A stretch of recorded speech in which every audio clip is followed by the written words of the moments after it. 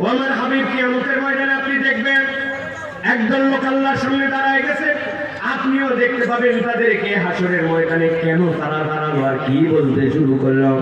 আল্লাহ বলছেন আপনি দেখবেন একদল ফেরেশতা তাদেরকে পিটায় পিটায় নিয়ে আসতেছে। ওয়াসিকাল্লাযীনা কাফারু ইলা জাহান্নামা যুমারা, জাহান্নাম পর্যন্ত পিটায় আনছে।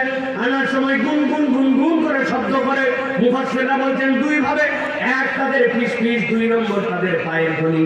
সবাইকে একসাথে আনা হবে না, দল দল করে নিয়ে আসা হবে। যেই না জাহান্নামের সামনে আসছে ফুটিয়া যাবো আবহাওয়া, এক মুহূর্ত দেরি হয় না, জাহান্নামের দরজা খুলে গেছে। কি আশ্চর্য! এখন এইটা আমাদের কাছে বোঝা সহজ।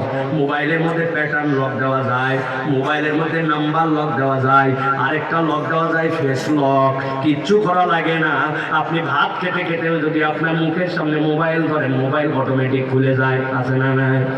আল্লাহ বলছেন জাহান্নামের সামনে আসবে, ফুটিয়া যাবো আবহাওয়া, দরজা খুলে যাবে। সাথে সাথে তাদেরকে বলবে ওয়াকালা লাহুম খাজানাতুহা, এই যে তোমাদের যাওয়ার জায়গা। আল্লাহ রাব্বুল আলামিন বলবেন দাঁড়াও দাঁড়াও, তারা কি যেন বলতে চায়। আল্লাহ বলছেন নবী আপনি দেখতে পাবেন ওয়ালাউ তারা ইউকিফু আলান নারি ফাকালু, আল্লাহ বলতেছেন দেখবেন তারা জাহান্নামের সামনে দাঁড়ায় গেছে।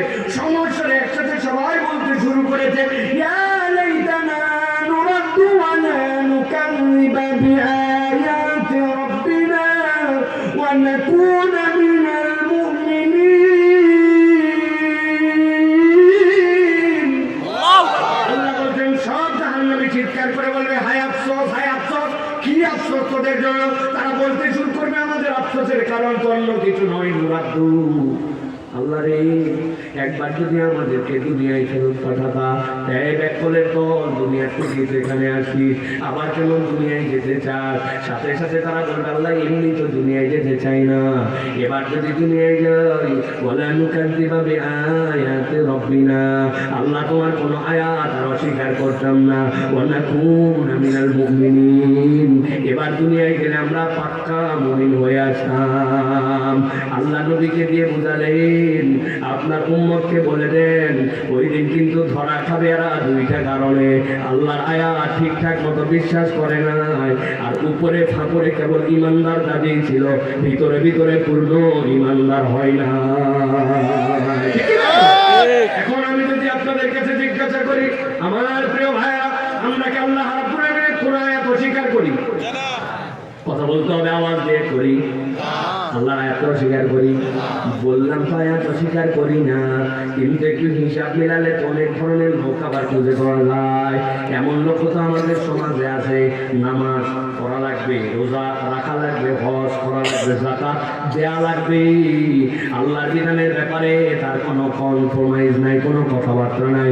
কিন্তু ওই আল্লাহর বান্দাকে যদি আবার বলা হয় যারা দেশের টাকা বিদেশে পাচার করে দিল, কুমিল্লা অঞ্চলের লোক পুরা পৃথিবীতে ছড়ায় আছে, তারা তাদের হার পানি করা টাকা দেশের মধ্যে পাঠালো, ওই টাকায় কোন কোন বাটপাররা যেন আবার চুরি করে লন্ডন, আমেরিকা, কানাডায় পাঠায় দিল, ব্যাংকগুলাকে হাওয়া করে দিল, রাস্তা খাইয়ে ফেললো।